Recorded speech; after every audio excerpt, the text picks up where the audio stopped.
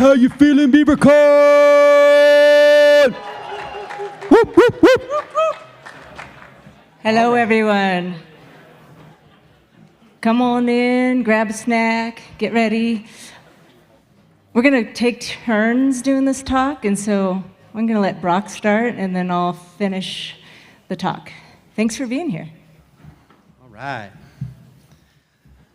All righty, well, hi everybody. We're happy to be here. Brock Dolman, Occidental Arts and Ecology Center, and we are so excited to get to follow up on Wade Crowfoot's wonderful talk this morning because he kind of primed the pump for us. So we're going to basically just quickly go over some of the high points, if you will, kind of skip some stones over the deep water of the components of the campaign that we've been driving, the Bring Back the Beaver campaign in California, the last 20 years-ish or so. And so quickly, Occidental Arts and Ecology Center, we're a small nonprofit in western Sonoma County. We do a whole bunch of things. Check out our website. Critical though, and you can see all the logo soup at the bottom. We're super committed to collaboration and coordination and working with lots of folks and such, and deeply into that. And a lot of their sense around the strategies for change is really the idea of modeling resiliency while we're training change makers and building community capacity and changing the rules. And so you'll see those parts are aspects of our campaign and how it is that some pillars of success. We really get into this work thinking like a watershed and what we think of as our basins of relations, all our relations within our shared basins and our watersheds. And we have a wonderful booklet. You can download a PDF of this document online. But really thinking about ridgeline to river, how do we rethink and retrofit for resiliency? And obviously in this talk, in the riverscape, the beaverscape, we're focused in that area. But I was happy to hear a lot of uplands love earlier today as well. So yeah, we've got our Bring Back the Beaver campaign, and we've been pretty focused on it for the last 15 years in a really solid way. And you'll see that there's a lot of education, outreach, citizen science, research, demonstration, and the policy stuff ultimately, which we're going to talk about doing it. And I think all of those components are critical. Just to lead off and sort of follow up on Wade's comments this morning, we've had a lot of big wins in California in the last couple of years for sure. All right. Whoop, whoop, whoop. And while we still love the grizzly bear and we want to keep it on the flag, you know, we have swapped out the beaver for a little while until the bear is back. But as was mentioned earlier, Governor Newsom passed through the legislature, through a budget bill, the initial process to create the Beaver Restoration Program. And then as we heard, our Beaver bill just passed and Molly Alves just got hired and that kind of stuff. And so we're super excited about the fact that the state is now standing up this brand new Beaver Restoration Program and is fully staffing it and has all this exciting work, especially centering a coexistence framework. And a lot of that comes out of one of the strategies that OAC with Center for Biological Diversity and the Environmental Project Protection and Information Center in Arcata. We went to the Fish and Game Commission and wanted to talk about depredation policy and changing policy at the state level with the Department of Fish and Wildlife. And so that was successful and has really pivoted this more coexistence-centered kind of framework that we can talk more about. We heard a bunch about the relocations, and yay, Tasman-Koyom and Maidu Summit Consortium and Tule River Tribe, and I know there's folks from both of those tribes and organizations in the room, but we heard about some of the relocations this last year, just super exciting. The Beaver back is alive and well. For those in California, what's fun is that the department has actually got a proposal form online. So if you want beavers in California, their suggestion is you go and fill out this form, do the questionnaire, and get yourself in line for their process of consideration for their next pilots and ongoing relocation work that Molly's going to have to deal with all those proposals back there. Hi, Molly. So, super quick. I'm going to switch your mic out because it's making noise. I know. I was like, is that feedback for me? That's your dynamic personality. Really? Sorry. Jeez, I've been told that before. How's that? Yeah? All right. And then it was also mentioned, OAC, we were successful in receiving this $2 million grant from the department to create this new coexistence training and support program. And we are super excited to be partnering directly with Beaver Institute on that and Beaver Corps. And we're currently in the process of hiring folks right now, and we do have a BeaverCon special, even though the window for applications has closed. If any of you all are interested and feel like you meet the qualifications of that position, come up and chat with us. We do have a QR code. You can look at the job app, but really wanting to bring a professionalized workforce development to coexistence, and then there's support through the state to offset, ideally, some of the technical support, maybe some of the material support, and some sort of a cost share program with the details yet to be worked out. But I think the state really ponied up and said, if we're going to lead with coexistence, and we're going to put a burden on folks who are used to killing beavers by trying to coexist with beavers, how can that not be an unfunded mandate, if you will, and try to provide some both technical and financial resources to support people in coexisting with beavers. So we're super excited about getting that program going, through 2025, 26, and on. And then, yay, we signed our beaver bill, which again, really was ultimately the codification in statute through the legislature of the fact that we have a beaver restoration program in California, because prior to that it had been passed through basically a line item on the budget, and it was at the whims of the annual budgeting. And in fact, this spring, California was billions in the hole, and the program could have gotten just whacked. So this really was about ensuring resiliency in the ecosystem of the program, if you will. And then, more coming up. Hopefully more translocations are going to get to happen, and there's a whole CDFW's developing a coexistence toolkit. Obviously, we're launching the Beaver Coexistence Program, and also the development of a statewide beaver restoration management plan, again, which is in Molly's world. Geez, Molly, you got a lot to do. So love her up while you're at the conference here, and a little bit of quickly how we got here. One of the things is, and I'll say that the policy working group, we've got a session on Wednesday, I think, where we're going to talk about power mapping. And we, back in 2012, did a thing called a power map, where we did an analysis, and you can kind of see the arrows here, where up at the top of the chart is entities, organizations, people, opinions that have more influence. And if you go to the right, those are people who support the objectives of bringing back beaver. If you go down, down to the right, it's like less influence, but some support, and down to the left is like no influence and hating on beaver. And so you start mapping who is where in the ecosystem relative to influence and support or not. And the map in 2012 looked a lot like this, and you'll see there's a lot of folks over on the left side and not a lot up in the upper right. So and then by 2022, through a decade's worth of strategic work based on identifying those target groups and constituencies and audiences, we did a number of things to push the needle, push the map, if you will, to more folks up in that upper right corner. And so we're going to be talking about this power mapping as a methodology for campaign strategizing on Wednesday at the policy session.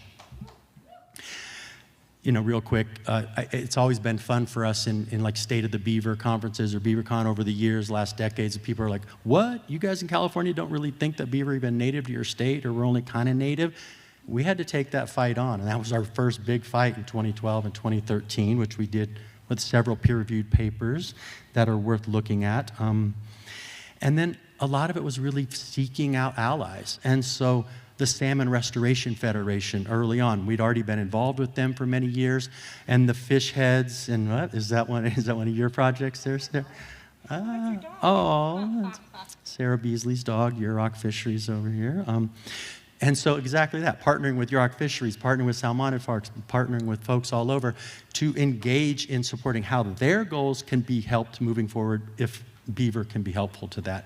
Working in the mountain meadow space, working with tribal groups, working in urban spaces with riparian ranchers.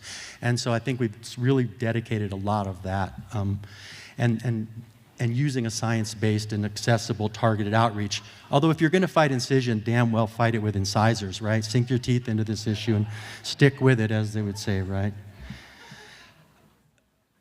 I personally am an endangered species vertebrate biologist, and so I come to this a lot with beaver as a keystone on behalf of a whole bunch of other species, and so we've definitely had a lot of focus on that.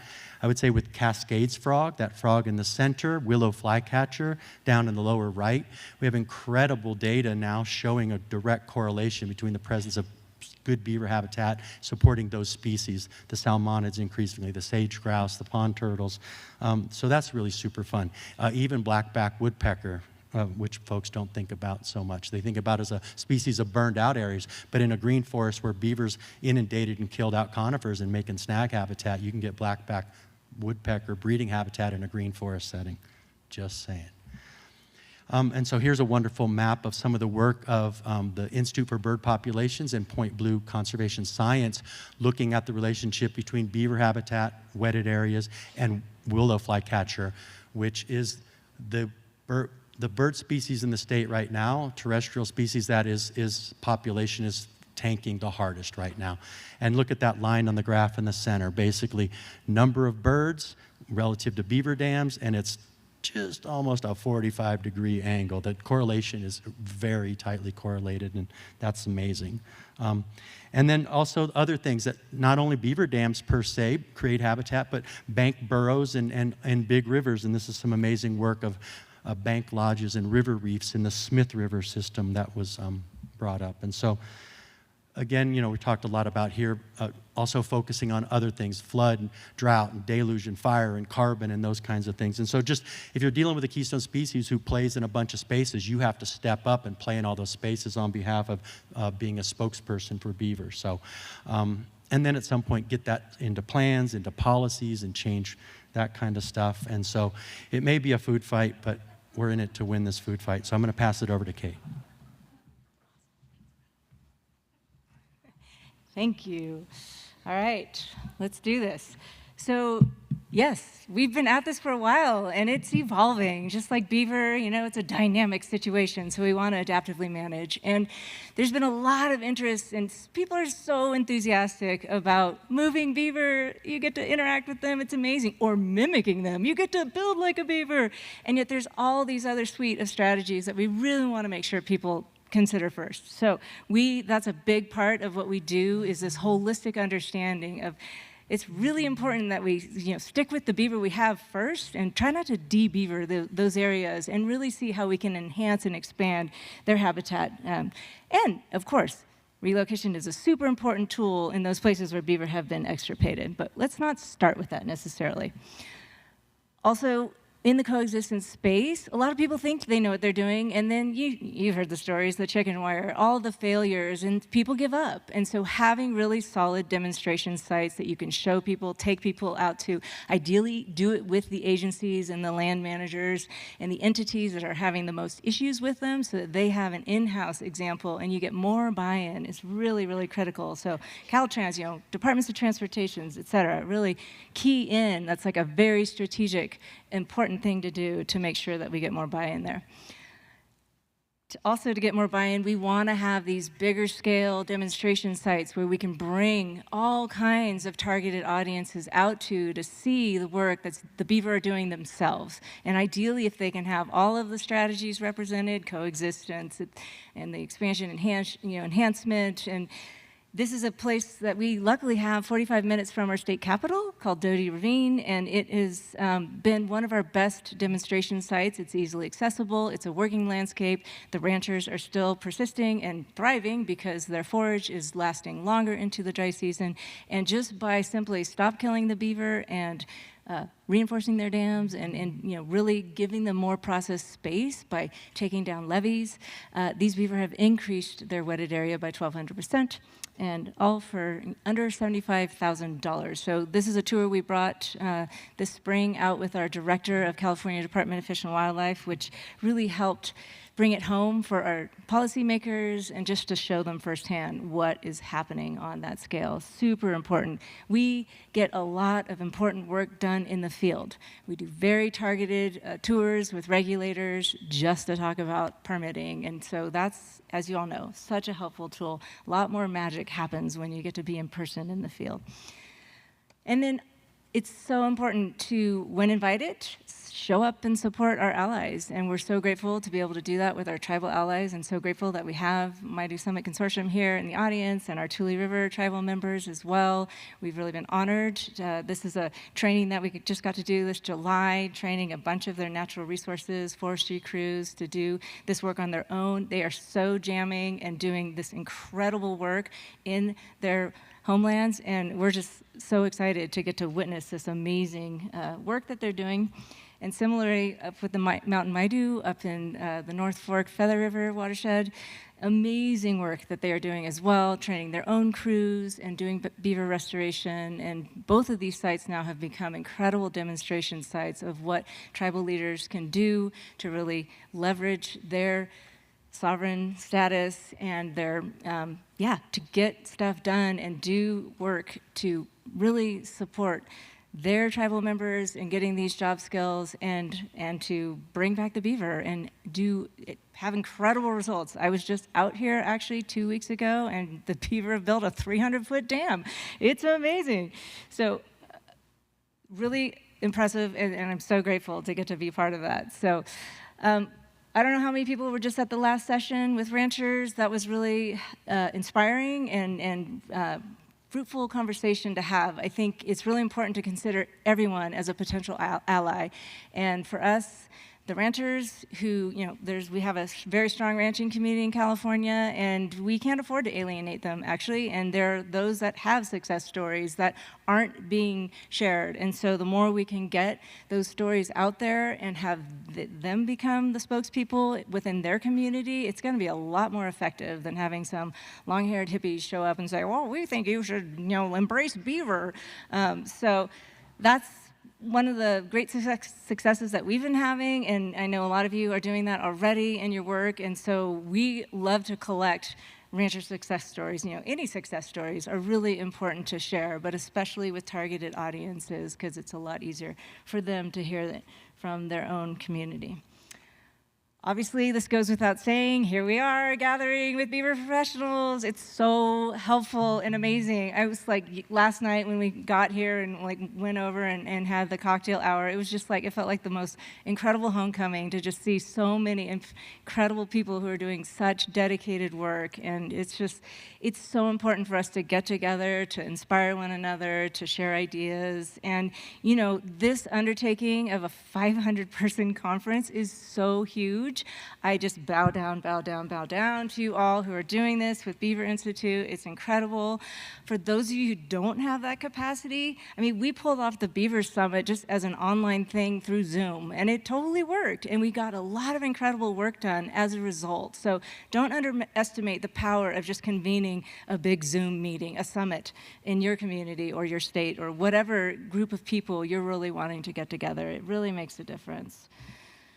And then get those people out into the field. Once again, do trainings, build the understanding and the capacity of all of your sectors that you're trying to bring on board. So we founded, with a bunch of others, amazing people, the California Process-Based Restoration Network, and it's a group of scientists, agency folks, regulators, practitioners, nonprofits, just excited individuals, anyone, dogs, families. We all come out, and we have these annual trainings now. We just finished our 3rd annual, and we get out there and learn to see like a beaver, design like a beaver, build like a beaver, and then change policy, which maybe beaver don't do necessarily, but they sure are cute.